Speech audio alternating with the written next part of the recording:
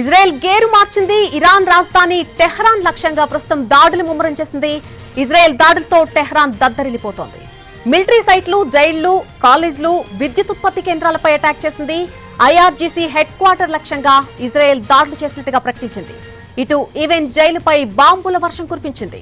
ఇటు Fordow nuclear site పై కూడా Israel దాడి చేసింది. నిన్న అమెరికా B-2 బాంబర్లతో విరుచుకుపడగా తాజాగా ఇజ్రాయెల్ కూడా అటాక్ చేసింది. ఇజ్రాయెల్ దాడిలో అణు ఉత్పత్తి కేంద్రం ధ్వంసమైనట్టుగా తెలుస్తోంది.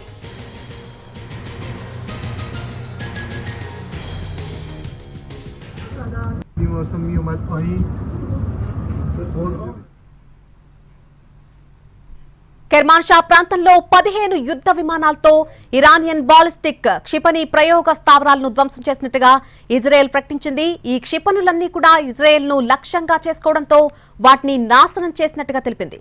పలు బాలిస్టిక్ క్షిపణులను నిల్వ చేసిన ప్రాంతాలను, ప్రయోగ స్థావరాలను ఈ దాడుల్లో విజయవంతంగా ధ్వంసం చేశామని చెప్పింది ఇజ్రాయెల్. మరొక వైపు ఇజ్రాయెల్ ఎయిర్ ఫోర్స్ కు చెందినటువంటి ఒక డ్రోన్ ను ఖోరామాబాద్ ప్రాంతంలో ఇరాన్ కూల్చివేసింది. ఐడిఎఫ్ కూడా ఈ విషయాన్ని ధృవీకరించింది.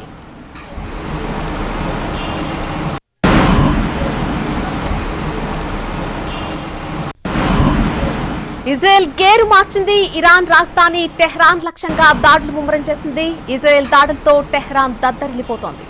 మిలిటరీ సైట్లు, జైళ్లు, కాలేజ్లు, విద్యుత్ ఉత్పత్తి కేంద్రాలపై అటాక్ చేసింది. ఐఆర్జీసీ హెడ్ క్వార్టర్ లక్ష్యంగా ఇజ్రాయెల్ దాడులు చేసినట్టుగా ప్రకటించింది. ఇటు ఈవెన్ జైలుపై బాంబుల వర్షం కురిపించింది. ఫోర్డో న్యూక్లియర్ సైట్ పై కూడా ఇజ్రాయెల్ దాడి చేసింది. నిన్న అమెరికా B-2 బాంబర్లతో విరుచుకుపడగా తాజాగా ఇజ్రాయెల్ కూడా అటాక్ చేసింది.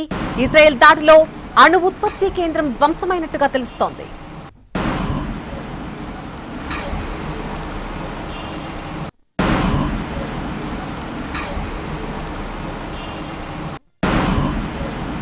ఆరు ఇరానియన్ సైనిక విమానాశ్రయాలపై ఇజ్రాయెల్ దాడి చేసింది. 15 ఇరాన్ యుద్ధ విమానాలను, హెలికాప్టర్లను ధ్వంసం చేసింది. ఇజ్రాయెల్ టార్గెట్ లో ఇరాన్ క్షిపణి ప్రయోగ నిల్వ ప్రదేశాలున్నాయి.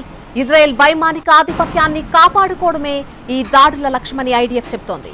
ఆదివారం ఇరాన్లోని 3 అణు కేంద్రాలపై అమెరికా వైమానిక దాడులు చేసిన తర్వాత టెల్ అవీవ్, హైఫా వంటి ప్రధాన ఇజ్రాయెల్ నగరాలను లక్ష్యంగా చేసుకుని ఇరాన్ క్షిపణి దాడి చేసింది.